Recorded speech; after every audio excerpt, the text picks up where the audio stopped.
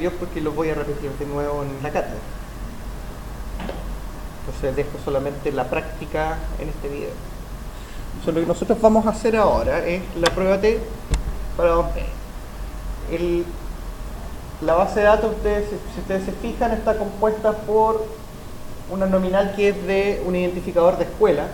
Si quisiéramos hacer una pregunta como ¿hay diferencias en los niveles de ansiedad de los niños que estudian en las escuelas básicas urbanas de Valdivia versus las rurales? Podría ser.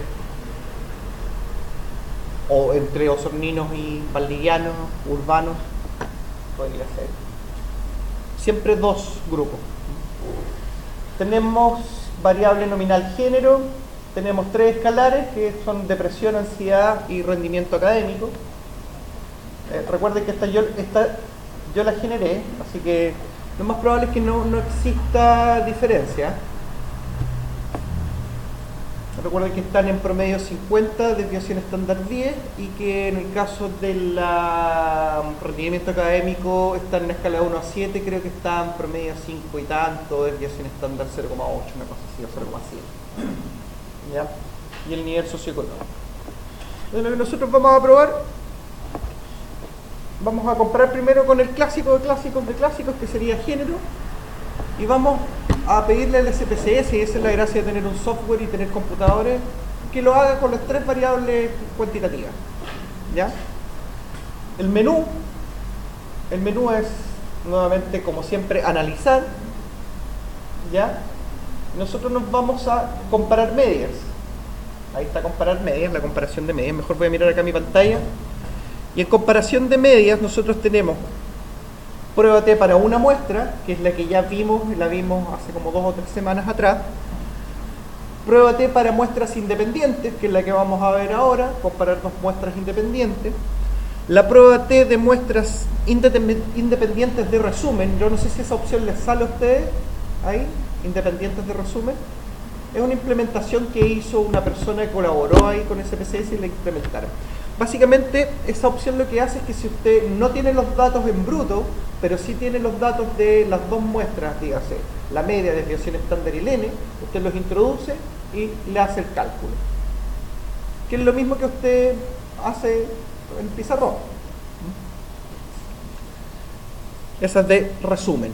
Y tenemos prueba T para muestras relacionadas, que es la que yo les contaba en el caso de que no sean independientes, o sea, sean dependientes las muestras, o sea, mediciones en el tiempo de los mismos sujetos. Y el ANOVA de un factor que permitiría ampliar la prueba T, y en el fondo lo que hace es comparar 3 o más grupos, 3 o más muestras. ¿Ya? El ANOVA sí es un poco más complejo, es un poquito más largo el procedimiento, hay que chequear algunos supuestos, y además el ANOVA, la respuesta que te da te dice sí, hay diferencias. Por ejemplo, tú tienes 4 grupos y te dice sí, hay diferencias, pero no te dice entre cuáles, porque puede ser que existan 2 que sean iguales, uno que con otro que difieren, y tú entre 4 tienes por lo menos 16 combinaciones de parejas de grupos.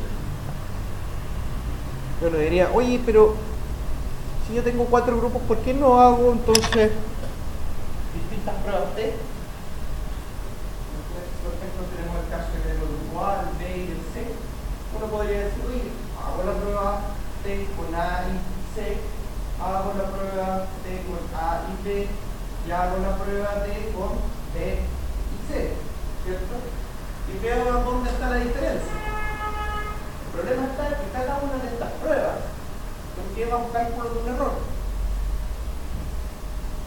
Yo no puedo, al calcular la diferencia entre todas, asumir de que yo sumando los errores voy a obtener un error. Lo que va a pasar es que se me va a hacer bastante grande el error que voy a obtener. Porque no va a estar consignado, van a ser pruebas independientes, Sí. Necesito que se haga al mismo tiempo para poder calcular un puro término de error más preciso. Por eso no se aconseja o no se estima, digamos, la diferencia entre 3 o más muestras con pruebas T, sino con ANOVA, en el análisis de variables. Después se hacen, digamos, pruebas post hoc, que se llama, que es donde tú determinas, la diferencia está acá o está acá. Entonces nosotros nos vamos a comparar nuestras muestras independientes, prueba T para muestras independientes. Nosotros vamos a tener entonces un casillero que puede que varíe un poco si está en inglés o en español, pero variables de prueba. La variable de prueba va a ser nuestra variable dependiente. Esa es la variable que estamos testeando. Es la variable de resultado. Piénsenlo, por lo menos a mí me parece mucho más intuitivo pensar en la variable dependiente como la variable de resultado. Los cambios que yo hago en la variable que manipulo los voy a ver en la variable de resultado. Las variables de resultado, entonces, ¿cuáles serían? Las tres escalares que tenemos ahí: ansiedad, depresión y rendimiento académico. Y la variable de agrupación sería aquella que contiene la información de las submuestras o de los grupos que vamos a comparar. En este caso sería género. Y aquí hay una particularidad con el SPSS que no ocurría en versiones anteriores. Eso fue la implementación como la 20, esta versión, ¿cuál es? 19. Si está implementada, fue antes. Que te permite meter variables que tengan 3, 4, 5, 6 niveles de definición.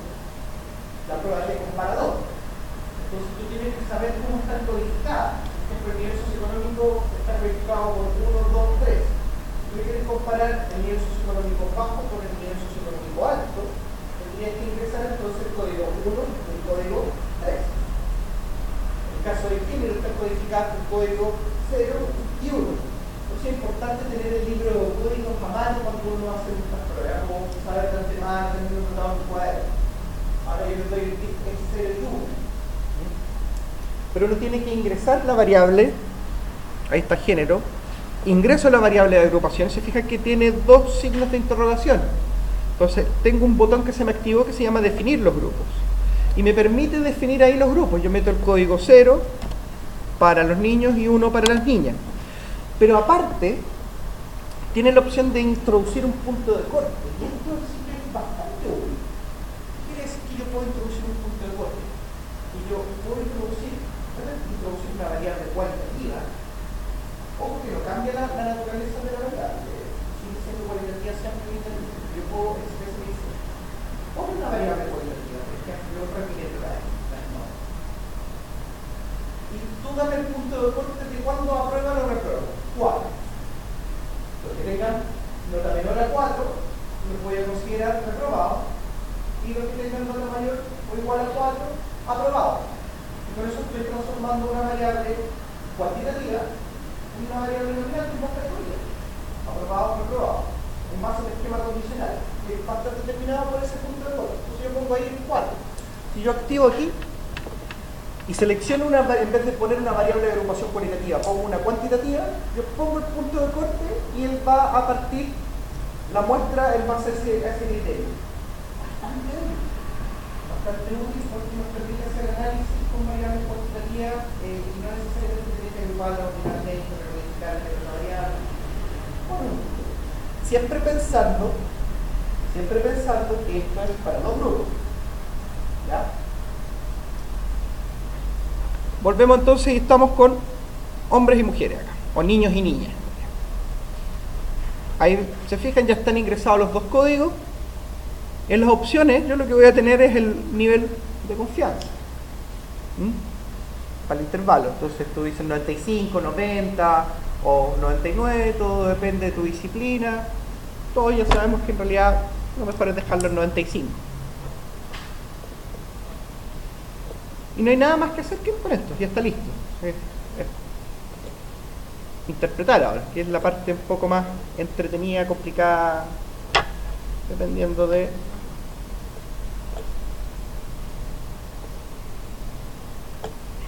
cómo lo quieran ver.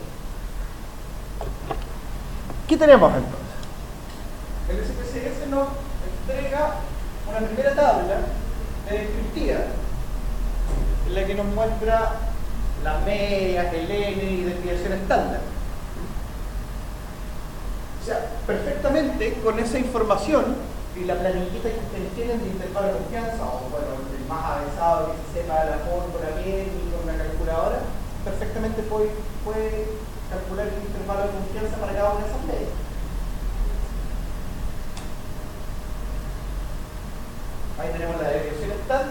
había dicho esto está 50 promedio, 50 promedio y debió ser estándar 10, no difiere mucho.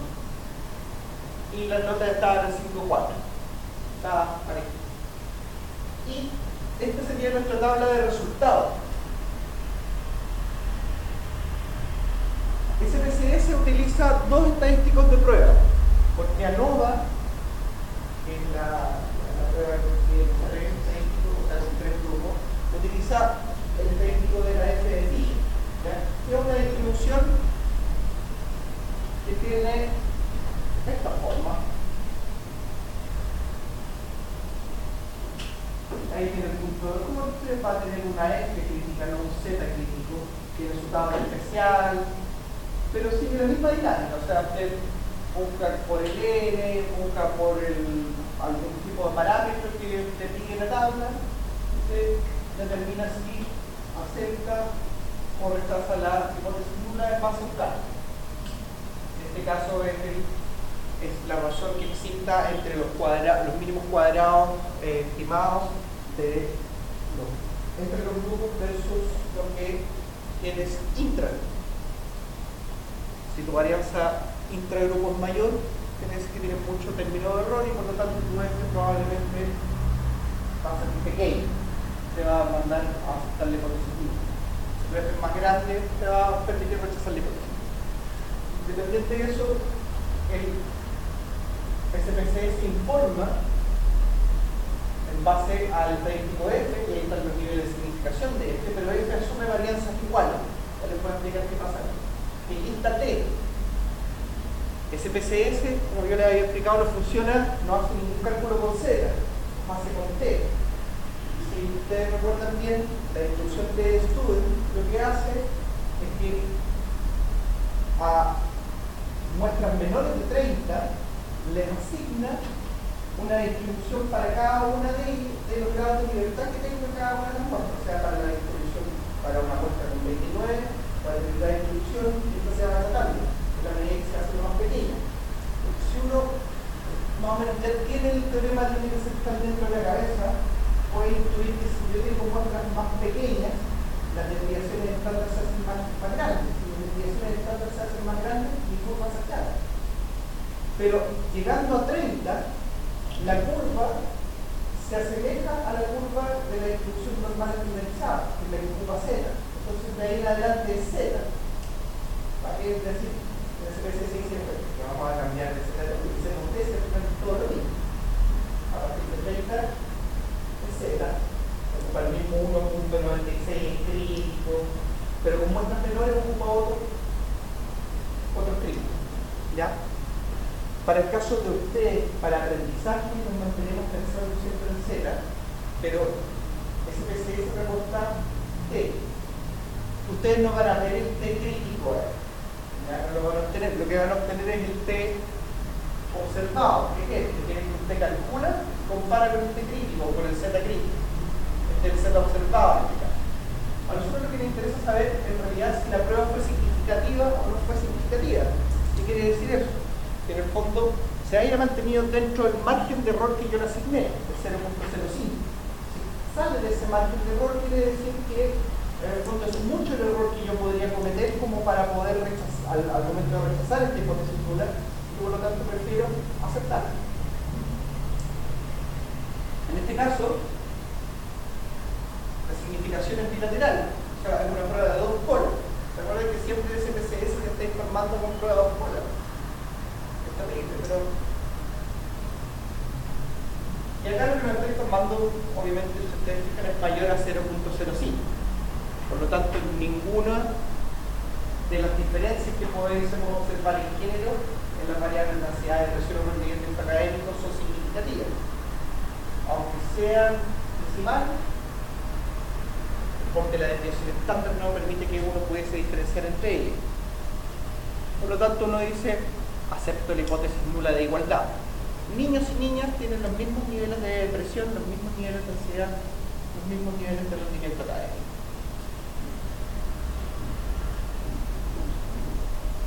La prueba de T requiere que usted haga correcciones si las muestras tienen distintos niveles de dispersión, o sea, distinta varianza o desviación estándar. Ricci también explica bastante latamente sobre eso. Y en el fondo, lo que tenemos que pensar es lo siguiente: si yo voy a comparar dos muestras que tienen semejante varianza o desviación estándar, tienen la misma forma, el término de error que yo voy a obtener en la prueba va a resultar de, en el fondo, la ponderación o el promedio de ambos niveles, ambas varianzas, ambas dispersiones. Pero si yo tengo dos distribuciones que son distintas, o sea, y la otra es mucho más apuntalada, yo voy a tener que establecer una corrección en el término de error, en el cálculo del término de error, para que en el fondo compense la reducción o el aumento que está proporcionando. ¿Cuál es la decisión ahí? ¿Me está quitando error o me estoy aumentando error?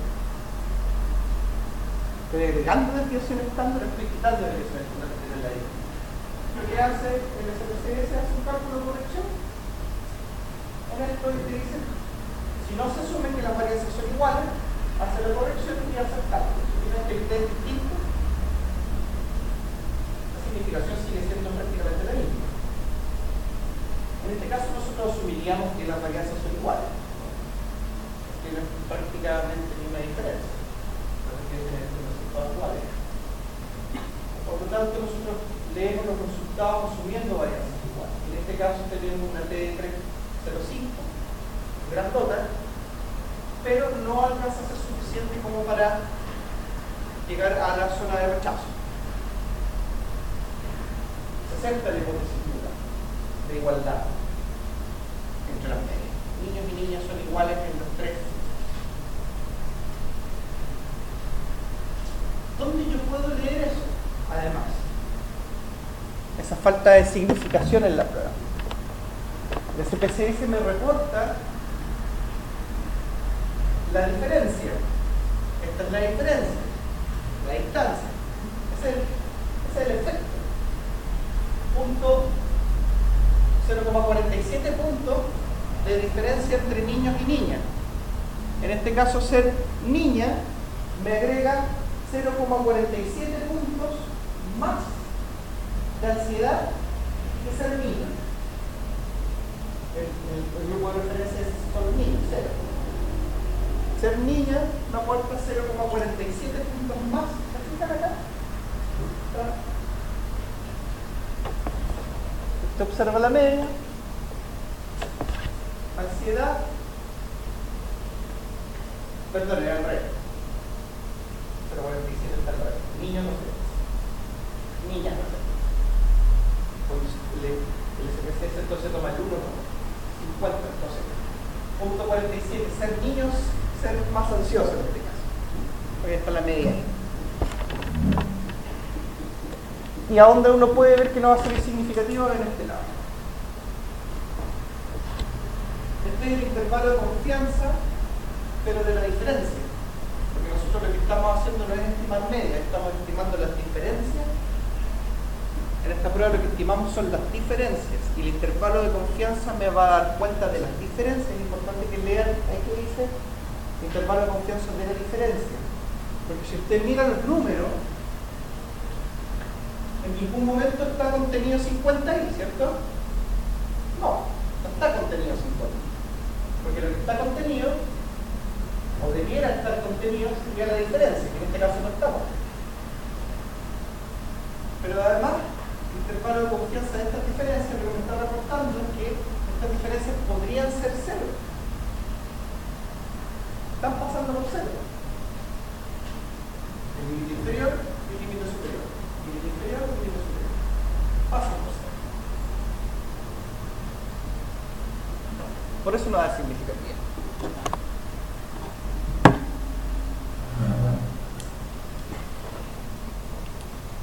Vamos a probar, van a probar ustedes ahora, comparar el grupo socioeconómico bajo con el medio, o sea, perdón, con el alto, en, tomemos una nomás, en depresión. Veamos cuál está más deprimido en esta muestra simulada, iba a decir, generada. Háganlo ustedes y ahí comparamos con el resultado que puedo obtener yo acá.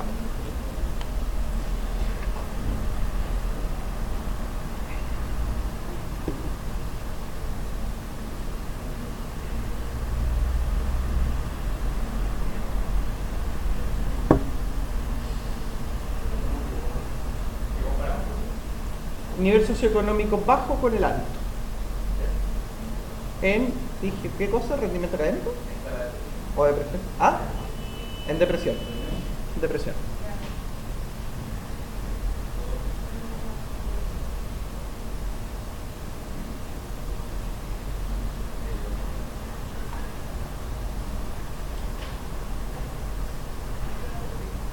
En este caso serían los grupos 1 y bajo y alto. 1 y 3.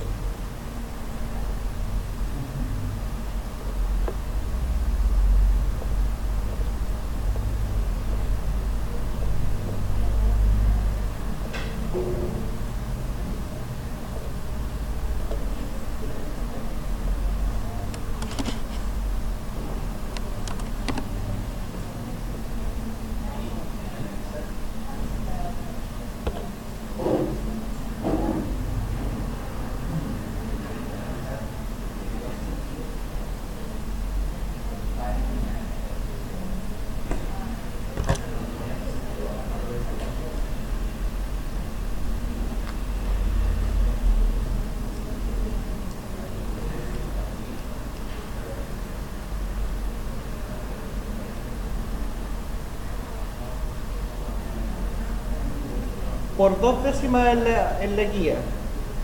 ¿Alguien se atreve a hacer la interpretación de estos datos allá adelante? 2 décimas a la guía. Que no sea el alto.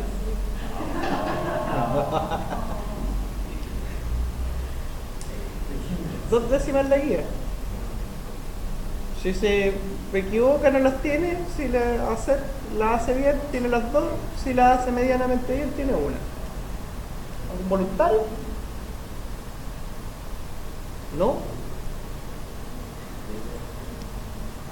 Por 2 décimas yo hubiera vendido los huesos de mi madre. Ok. Voy. Me gané 2 décimas. Entonces tenemos resultado aquí, tenemos variables de perspectiva que nos dice 50, 49, 95, ¿cuánto es la diferencia? 1.6. Asumiríamos varianzas iguales en este caso. Las desviaciones estándar son similares. Para los que no se han enterado aún, si yo elevo al cuadrado la desviación estándar que obtengo,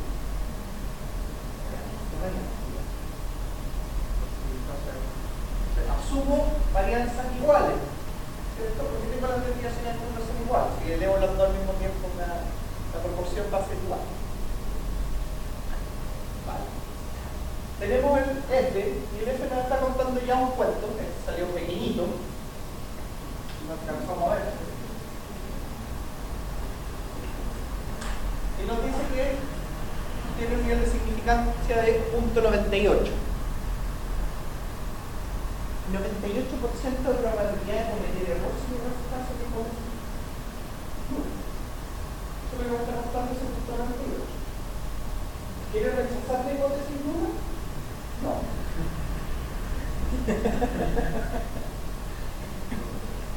¿Se fijan? Eso es, ese es el cuento que te está contando.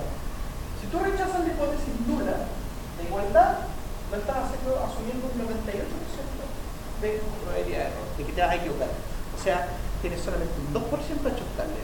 Muy poco.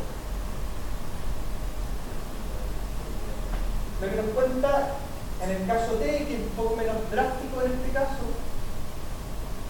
nos dice que tenemos un significativo de p-value, valor p de .344,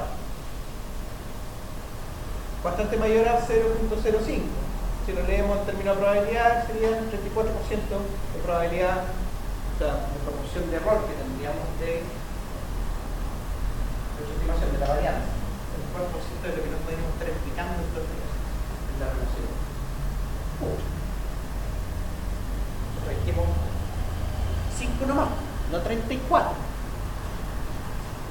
¿Cierto? 5 nomás, no 34. ¿Por qué les hago este paréntesis? Porque, por ejemplo, sale 0.06.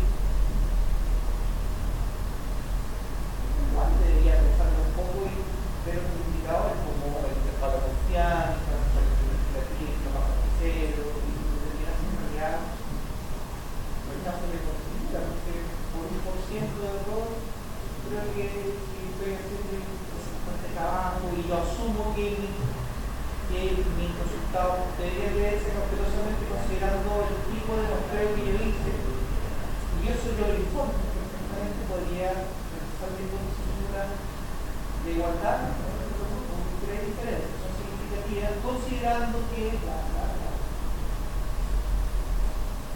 0.06, lo mismo al 0.04, tendríamos que hacer una evaluación. Por eso yo les digo, no quitarse por solamente el indicador como un verbal y digo, aprender a evaluarlo, a inferir de información que hicimos bien la muestra, sacamos bien la muestra.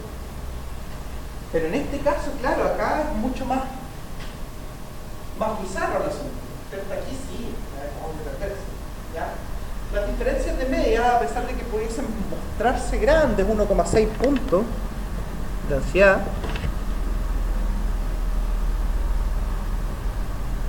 en la estimación del intervalo de confianza es bastante amplio casi 7 puntos. Pero estoy estimando las diferencias, insisto. Ese es el intervalo de confianza para las diferencias. Las diferencias podrían ser entre un número negativo o uno positivo. Ya eso te está contando un mal cuento, porque podría ser para un lado o para otro lado. Puede ser que en realidad la diferencia sea más para lo que tú te dices. Creo que las diferencias serían más en los niños son más ansiosos, pero también lo que estoy diciendo es que las niñas podrían ser más ansiosas. ¿Qué está estimando? ¿Qué está estimando? Y aparte de eso, podrían no tener diferencia de lo que pasa con eso. Eso es lo que te está contando un intervalo de confianza ahí. Usted no tiene ese resultado, no me sirve. Ahí se refleja, si piensa, ahí se refleja el 34% de error que usted comete en la información. Ahí está. Que mi intervalo me dice cualquier cosa. Les voy a mostrar ahora el ejemplo cómo se ejecuta esto con lo que yo les decía, la variable cuantitativa, con el punto de corte, y cómo lo... Insisto nuevamente, la variable independiente sigue siendo una variable cualitativa. Lo único que hace el SPSS es transformar una variable cuantitativa con un punto de corte en una variable cualitativa de doble nivel. Analizar, comparar medias, lo voy a hacer un poco más rápido, va a estar grabado, ustedes me ponen en cámara lenta. T para muestra independiente, saco los niveles socioeconómicos, veamos el rendimiento académico, veamos si el rendimiento académico influye en los niveles de depresión. Uno tendría la hipótesis que a menor rendimiento académico, en el caso que fuese una hipótesis correlacional, a menor rendimiento académico, pero como no estamos haciendo una hipótesis correlacional sino diferencias de media, hagamos de cuenta que los reprobados van a tener más depresión que los aprobados, ¿cierto? Usted tiene sobre 4, si tiene depresión son bajos, tiene 7 y usted está así, con la pensión, como si hubiera recibido una pensión de 1,5 millones de pesos en la AFP. Rendimiento académico. Todavía ustedes no tienen que preocuparse de eso.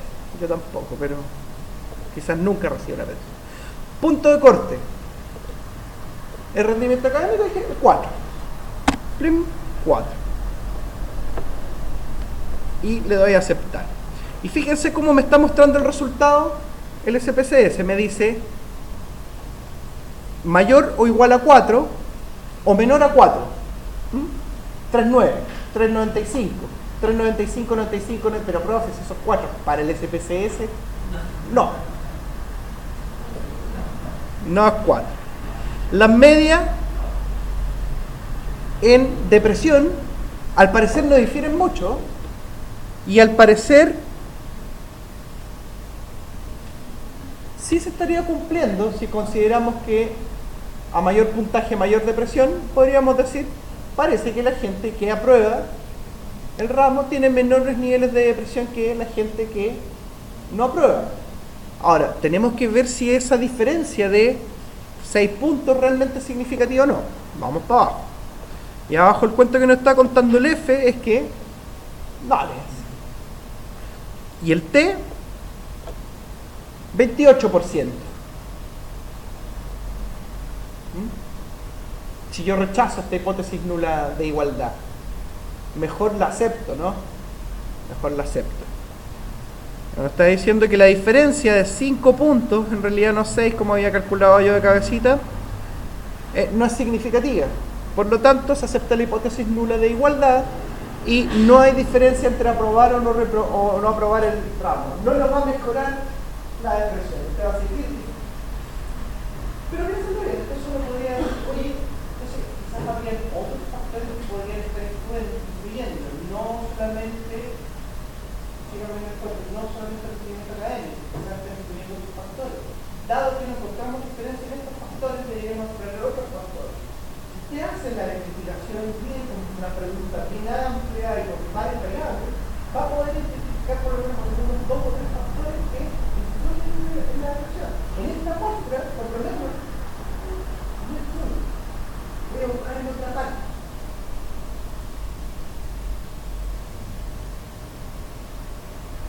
La literatura sugiere que no solamente el rendimiento académico, el día salarial, las condiciones laborales, incluso los niveles de depresión si usted está casado o soltero. Descartemos todas esas, veamos diferencia entre casado y soltero, veamos el rendimiento académico, o hagamos el mix casado soltero con rendimiento académico, en fin, va a depender de su pregunta. Pero eso es lo que está respondiendo la prueba T. Si hay diferencia o no, o si hay efecto en el caso de tratamiento. Ya, chiquillos, vamos a tomar un café, comer un sándwich, todo eso, y nos vemos a las 8:30.